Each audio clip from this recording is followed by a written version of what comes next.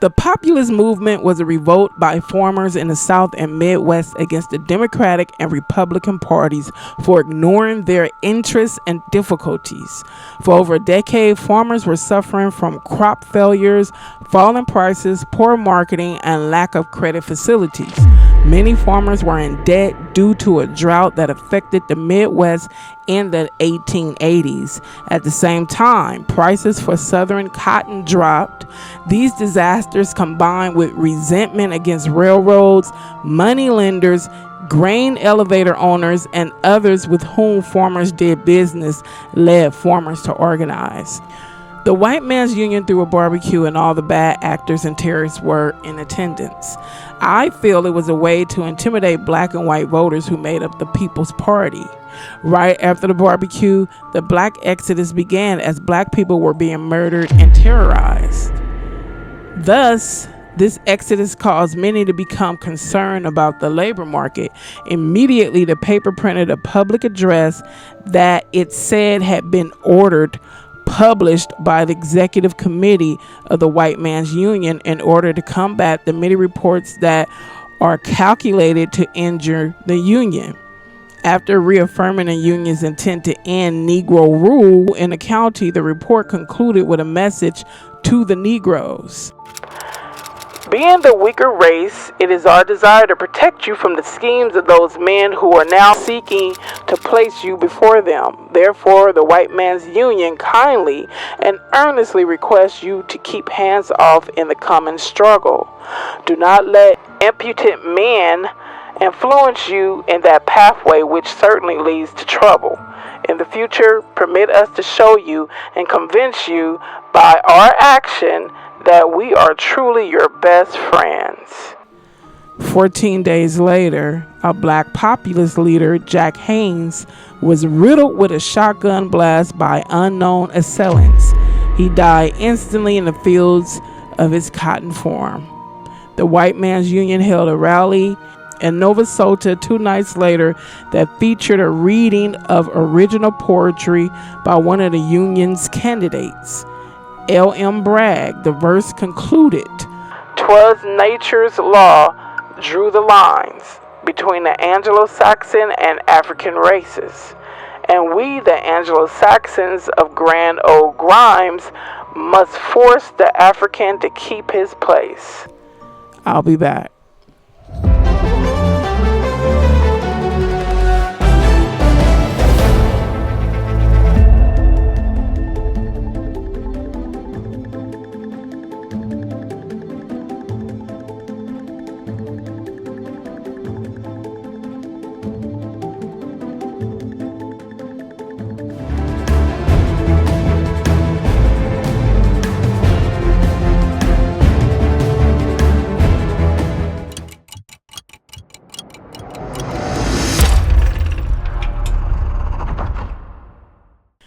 Hello everyone, welcome back. Thank you for coming to check out this video. Let's dive into this.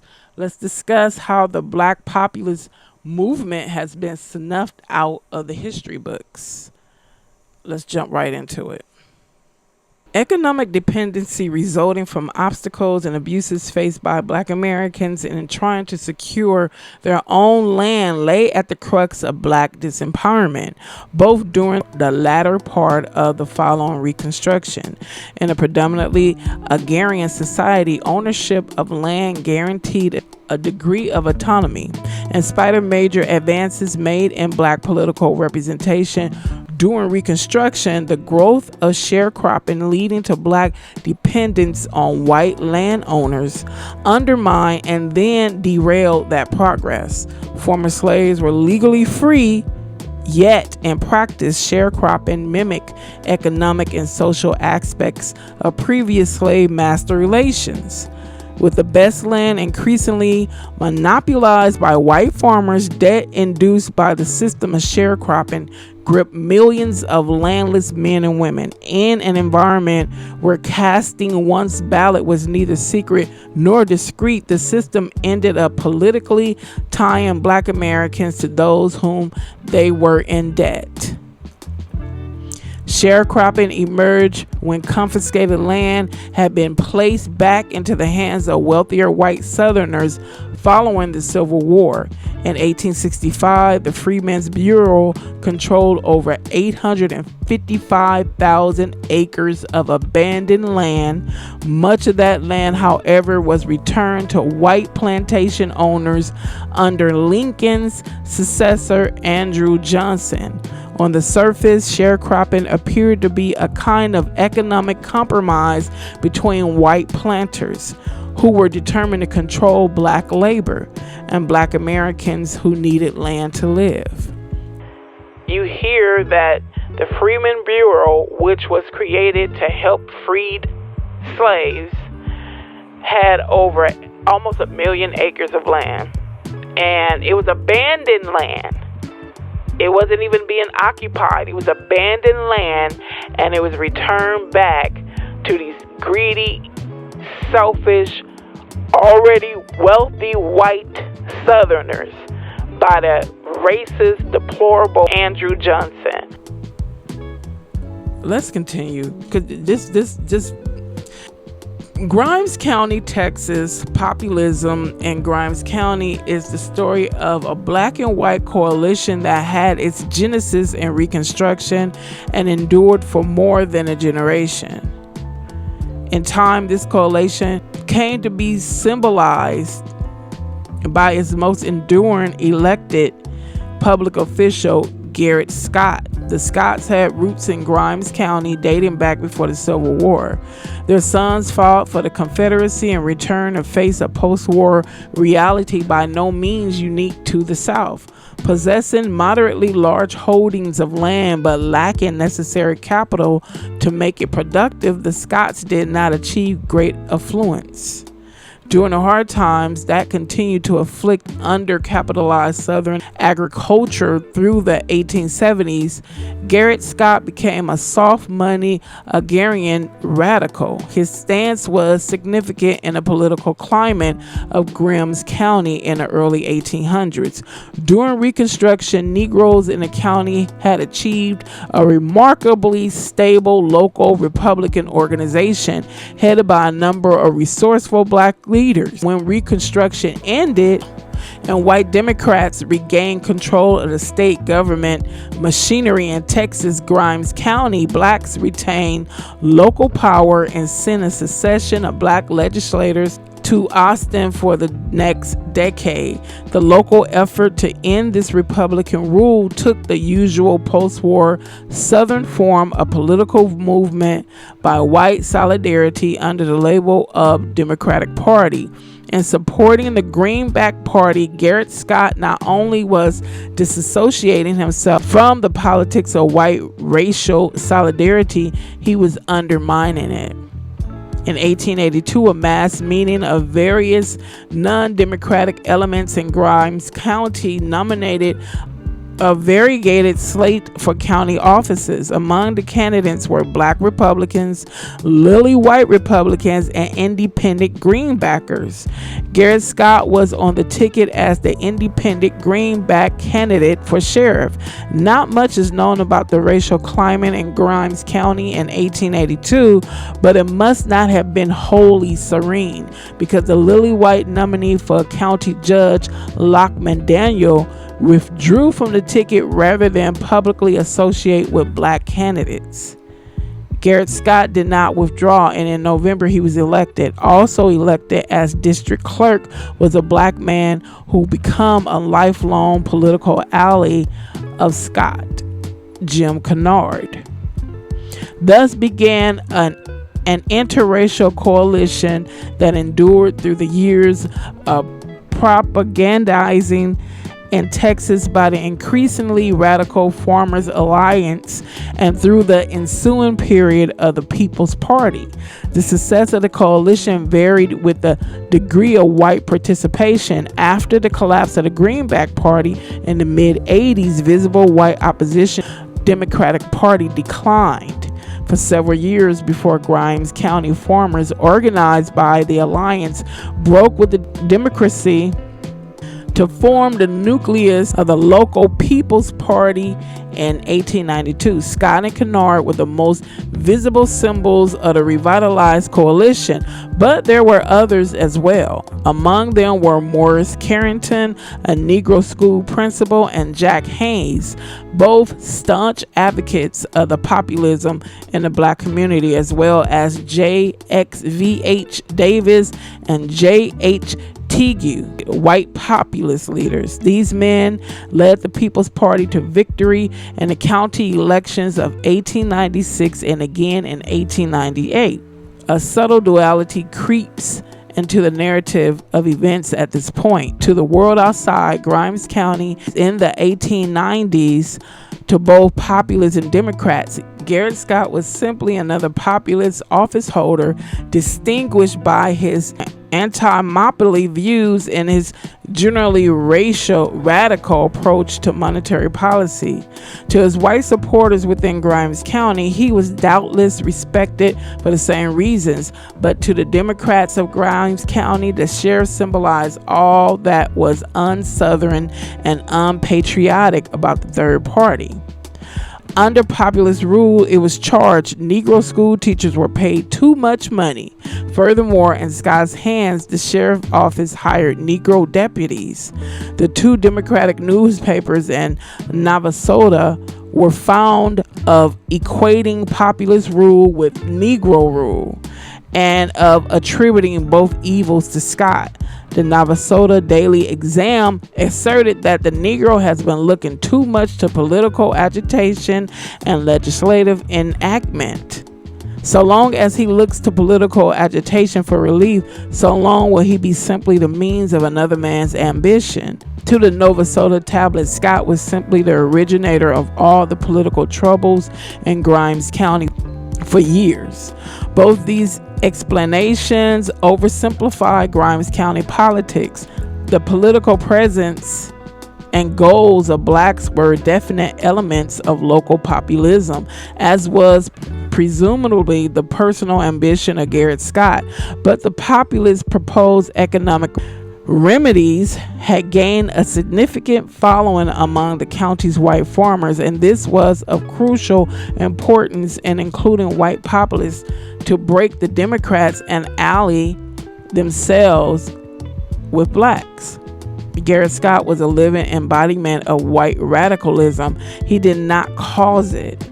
Beyond this political cohesion of blacks was a local phenomenon that had preceded Scott's entry into Grimes County politics and had remained relatively stable since the end of the war. The ease with which Democratic partisans saw the fine hand of Garrett Scott and Negro voting was more a reflection of their own racial presumptions than an accurate description of the political dynamics at work in the county. Through the election of 1898, Democrats in Grimes County had labored in vain to cope with the disease of populism among the county's white farmers. Finally, in the spring of 1890, the Democrats moved in a new direction. Defeated Democratic candidate for county judge J.G. McDonald organized a clandestine meeting with other prominent local citizens and defeated Democratic office seekers. At this meeting, a new and, for the time being, covert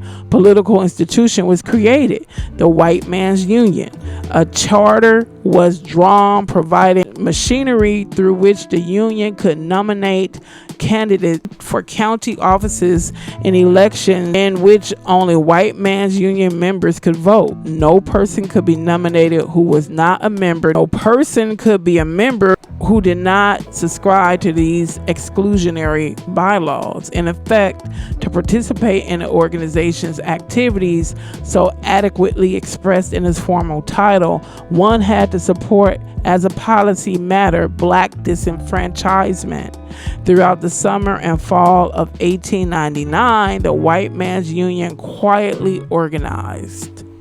Writing years later, McDonald explained that care was taken not to launch the organization publicly until the public attitude could be sounded. During the spring, the Examiner's political reporting began to reflect a significant change of tone. In April, for example, the Examiner's report of a quiet election In nearby Bryan noted that friends of the two mayoral candidates made a display of force and permitted no Negroes to vote. All white citizens went to the polls, quietly deposited their ballots for whom they pleased, and went on about their business. The first public meetings of the White Man's Union, duly announced in the local press, occupied the spring months of 1900 and were soon augmented by some not quiet so public night rioting. The chronology of these events may be traced through the denials of the local Democratic press of their occurrence. In July, the Examiner angrily defended the county's honor against charges by Negro Baptist State Sunday School Conference that the county had become unsafe for Negroes. The Austin Herald reported from the state's capital that the Sunday School Board, after mature thought and philosophical deliberation, had decided to cancel its annual meeting schedule titled for Nova Soda. The Examiner cited as irresponsible slush the charge that Negroes were being threatened and told to leave the county, but within weeks reports of just such events began cropping up in the Examiner itself. One example of terrorism left no one in doubt, for it occurred in broad daylight on the main street of the county seat. In July, Jim Kennard was shot and killed within 100 yards of the courthouse. His assailant was alleged to be J.G. McDonald. Intimidation and murder constituted an even more decisive assault on the People's Party than had the ominous bylaws of the White Man's Union. The populist leadership recognized this clearly enough, and Scott went so far as to attempt to persuade Southern white farmers to shoulder arms in defense of the right of Negroes to vote. Beyond this, we know little of the measures attempted by the local populists to have members patrolling their surroundings to control and stop white terrorism. A well-informed member of the Scott family wrote a detailed account of these turbulent months, but the manuscript was subsequently destroyed. In early autumn of 1900, members of the White Man's Union felt significantly strong. They visited white farmers who were members of the People's Party and indirectly forced them to join the White Man's Union. In August, the Union abided by a not inconsiderable amount of free publicity, and local press announced the grandest barbecue of the year, at which the workings of the White Man's Union would be explained to all. The leadership of the People's Party objected to announced plans to include the local state guard unit, the Shaw Rifles, in the program. The Shaw Rifles appeared in masses at function. Populist objections were brushed aside. Shortly after this well-attended barbecue had revealed the growing prestige of the White Man's Union, as well as the inability of the People's Party to cope with the change in power relationships within the county, a black exodus began. People left by train, by horse, and cart by day and night. The Examiner suggested that the exodus could produce complications. Some citizens, said the Examiner, are beginning to feel a little nervous about the thing progresses and lean to the idea that the action will bring on detrimental complications in the labor market. The next day, however, the paper printed a public address. The White Man's Union attempt to pacify or to calm the nerves of black people who were exiting. A black man who was a populist leader, Jack Hayes, was murdered on his farm. Then they published a poem that threatened black folks, or basically said that they was going to force black people to stay in their place. Well, let's continue. Another White Man's Union rally held in Planterville the same week displayed other union candidates whose conduct won the Examiner's editorial approval. In October, the Planterville school superintendent reported that only 5 white families remained in his school district and that all the Negroes were gone. The superintendent stated that 12 white families had left that week and the end is not in sight. Amid the wave of mounting terror, the People's Party attempted to go about its business, announcing its nominating conventions in the local press and moving forward with the business of naming election judges and poll watchers. But there were already signs of a fatal crack in the populist morale. The People's Party nominee for county commissioner suddenly withdrew from the race. His withdrawal was announced in the Examiner, and no explanation was offered. Throughout the late summer and autumn of 1900, the demonstrated power of the White Man's Union had protected MacDonald from prosecution in the Canard's land. Nothing short of a war between the populist police authority and the White Man's Union could break that extra legal shield. An exasperated and perhaps desperate Garrett Scott angrily challenged a White Man's Union official in October to go and get your Union force, every damn one of them.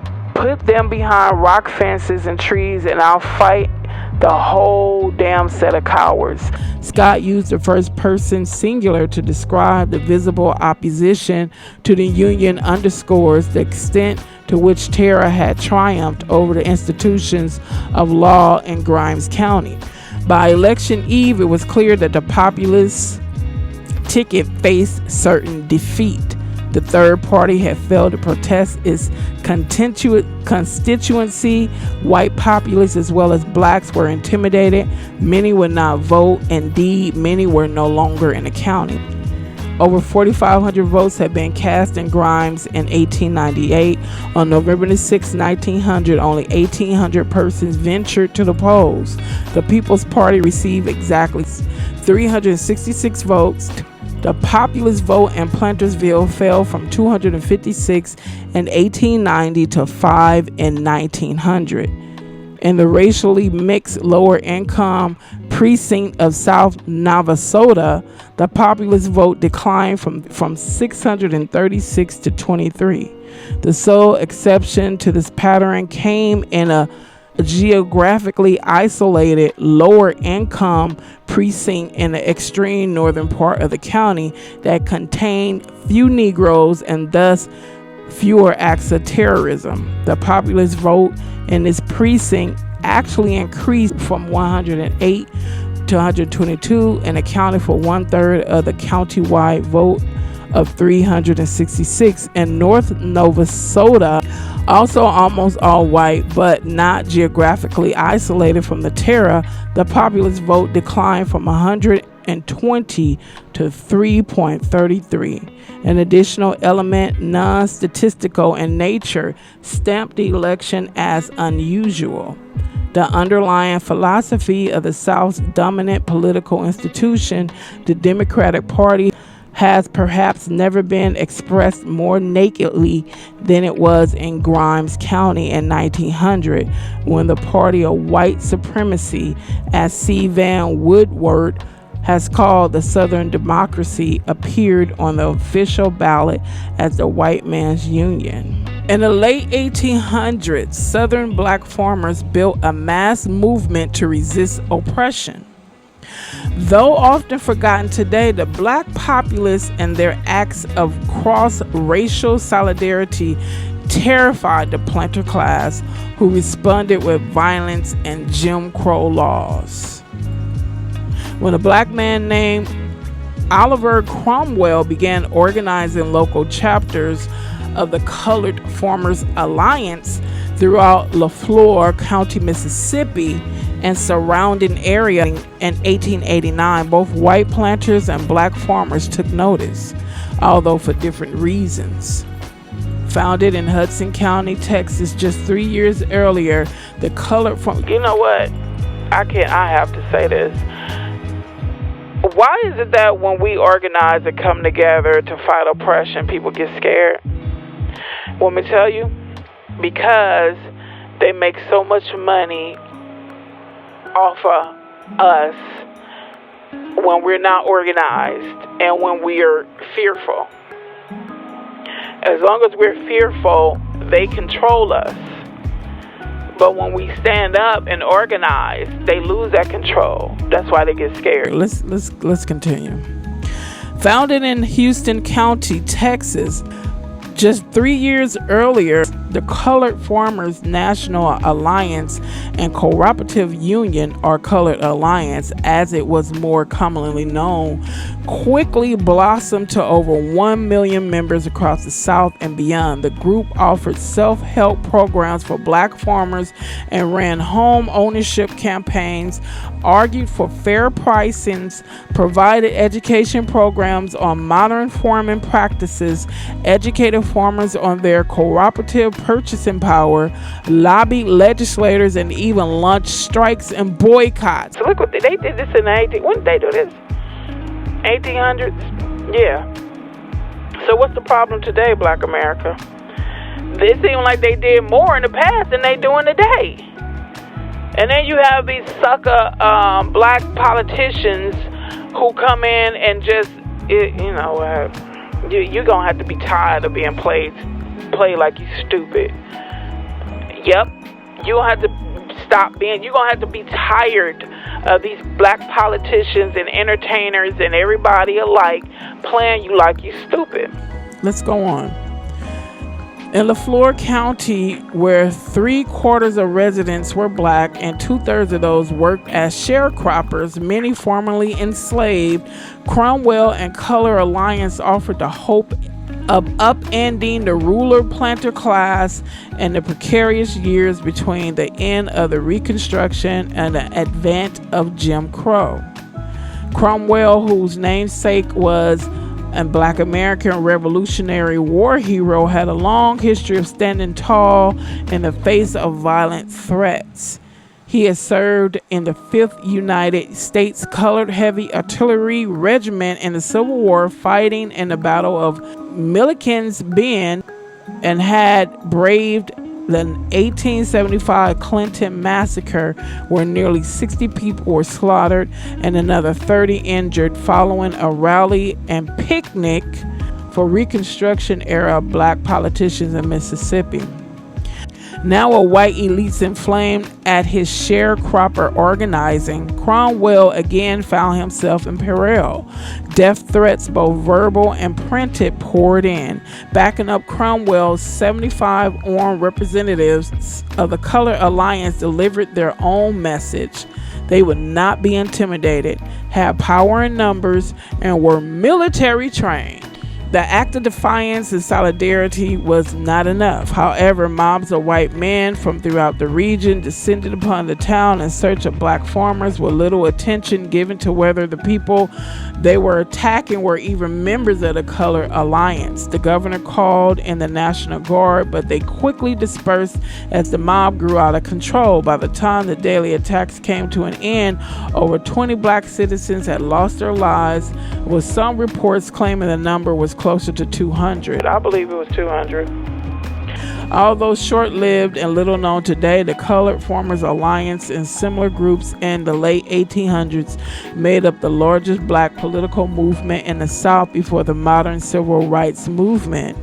Black populism not only helped pave the way for later resistance among black sharecroppers, farmers, and other agrarian workers, but tilled the soil for sustained mass black politics and the dreams of an alternative to a racist, plutocratic system. The Colored Farmers Alliance was established in 1886, Houston County, Texas, by 16 black men on a farm of Richard M. Humphrey, a white Baptist minister and former Confederate soldier. Although the membership was limited to black Americans, Humphrey was elected as superintendent and spokesperson of the Color Alliance and was able to address the group's concerns to white audiences without the same threat of retaliation. The Color Alliance primary mission was to give black farmers the tools to fight not only falling commodity prices, high interest rates, and rising supply costs, but also discriminatory practices by white landowners and business owners. Across the New South, black organizing was being met with mob violence. To protect themselves, the group's charter specified that they would operate as a secret organization with passwords, much as black fraternal organizations did.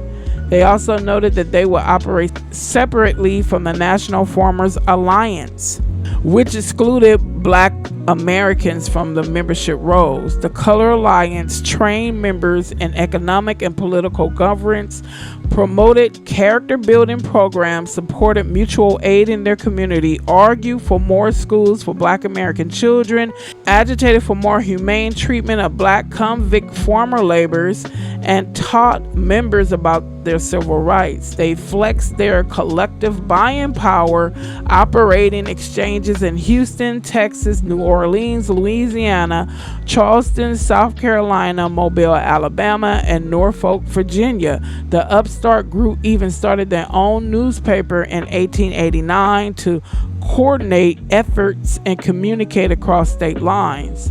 Within a few short years, thanks to existing network of black churches and fraternal organizations, aligned unions like the Color Agricultural Wheel, and the tenacity of state organizers like Cromwell in Mississippi, Ben Patterson in Tennessee, and Reverend W.A. Palatio in North Carolina, the Color Alliance boosted more than 1 million members, although that figure was likely inflated.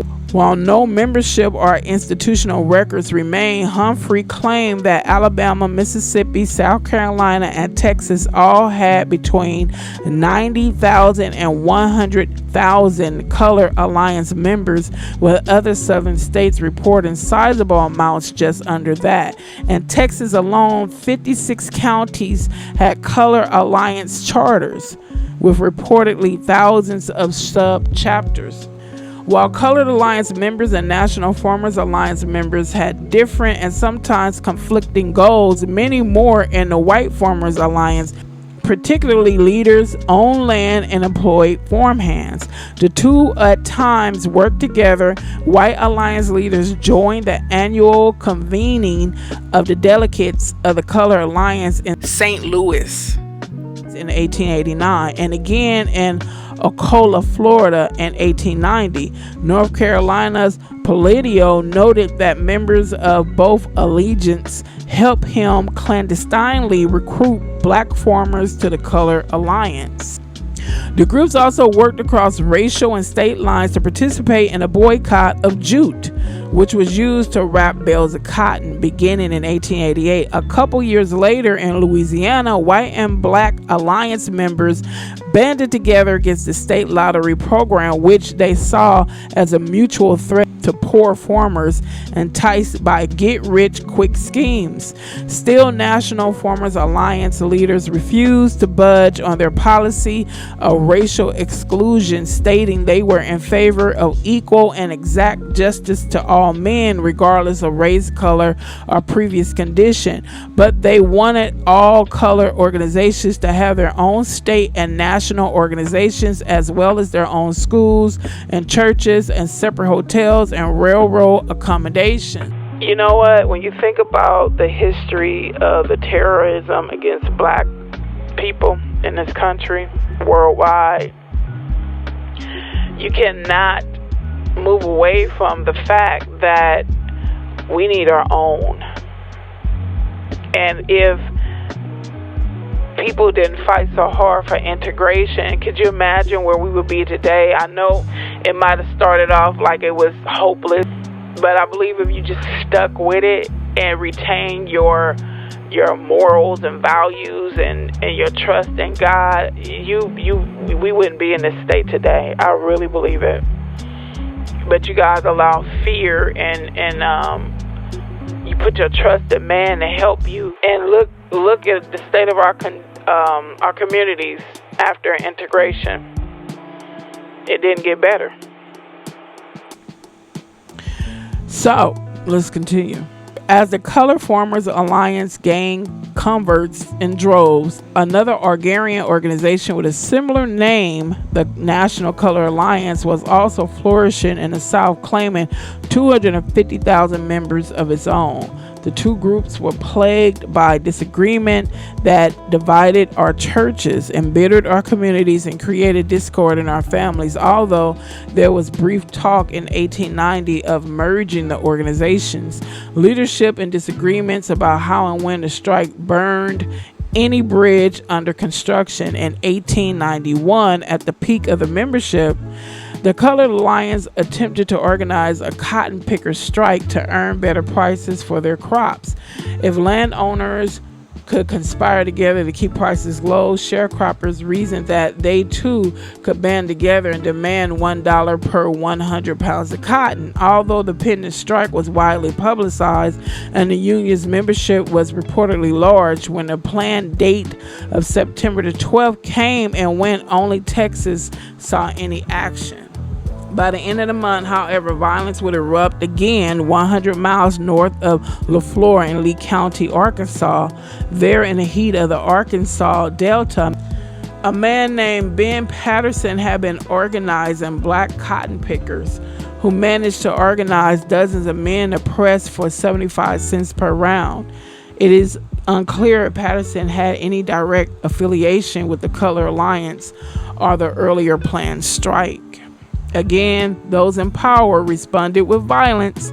Angry white mobs attacked the strikers, with 15 black lives lost in the attacks and another 9 imprisoned. Of the 15, 9 had been captured by the mob from the police custody and lynched. An Arkansas Gazette headline from October 2nd, 1891 read, "9 Negroes lynched. The Lee County trouble settled with rope. 1 white plantation superintendent also died." Brief hopes of interracial cooperation. Around the same time, a union of white farmers called the Agricultural Wheel again raised hope of interracial cooperation. Organized near Des Arc, Arkansas in 1882, the group's mission resembled many other farmers' aid organizations at the time, including the Colored Alliance. It supported cooperative buying and selling, breaking up monopolies, establishing a railroad commission, and the education of the masses. Acceptance of black farmers into the Wheel's rank varied from location to location. Black Wheelers had success organizing in St. Francis County, Arkansas, despite violent retaliation, and in Tennessee and elsewhere, black farmers started an entirely independent offshoot of their own called the Colored Agricultural Wheel. Elsewhere, bigotry prevailed over class politics. Wheelers from states like Arkansas and Kentucky fought vehemently against the removal of the word white from the agricultural wheel's requirements and bylaws that same year. In 1887, the wheel merged with an organization called Brothers of Freedom that barred black farmers from membership and announced plans for a consolidation meeting with the Southern Alliance, which limited membership to white persons over 16 years old engaged in agricultural and related pursuits. The ruling class Democrats had seen enough. They passed laws to disenfranchise Arkansas's poor black and white voters in 1891 and in 1892. A new state poll tax sealed the deal. Southern elites elsewhere used the same formula.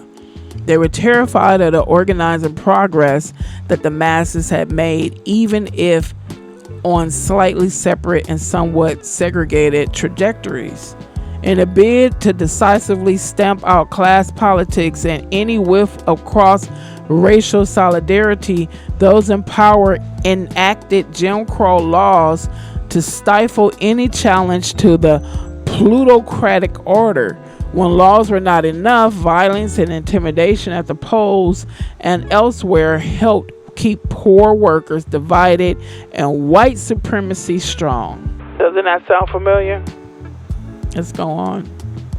Although violence against Black Americans had been mounting in the years after Reconstruction, the 1890s saw new levels of racist terror and political oppression. Between 1890 and 1905, every single state in the South approved literacy and poll tax laws and officially segregated its public facilities. Lynchings became nightmarishly common, and organizing workers grew harder and harder. Colored Alliance members were just one group of Southern Black laborers who endured violence in those post-Reconstruction years. A group in South Carolina called the Cooperative Workers of America, which sought to eliminate the dependence of rural Black workers on rural merchants and company stores, was hit with ferocious attacks in 1887. That same year, a strike organized by the Knights of Labor and Black sugar plantation workers in Louisiana was met with deadly violence, with over 60 losing their lives in what would become known as the Thibodeau Massacre. These violent acts were a brutal response to the economic, political, and social power that Black citizens had managed to accumulate. Between Reconstruction and 1890, the total amount of land owned by Black Americans tripled. Literacy and school enrollment expanded dramatically, and Black Republicans won and held political seats across the South thanks in part to Black voters. Groups like the Colored Alliance and other Black farmers collectives, while perhaps unsuccessful in their immediate goals, helped build opposition to plantation Democrats via third-party politics, chipped away at the oppressive agrarian economy, and served as a practice run for future moments of Black and interracial farmer resistance, including the 1930 Southern Tenement Farmers Union. Black populism may have been written out of the history books, but in its day, it was a mighty force. When I read that last sentence, boy, that's why I do this, folks. That's why I do these videos. We have to. Those who are committed to sharing talking about Black history and keeping it out there, we have to do it. Because if we don't do it, who will do it? They keep it hidden, and then they want to decimate our character by lying and stigmatizing us, saying that we're mentally inferior and lazy and don't want to do better. And if our people have done the things they did in the 1800s, when these white people literally had a license, well, I wouldn't say literally, but they had the ability to do whatever they wanted to Black people and seldom suffer repercussions. Like, they always saying, be accountable. They want everybody to be accountable and responsible. Well, they had the ability to murder, kill, and disenfranchise Black people at will, but we still stood up and fought.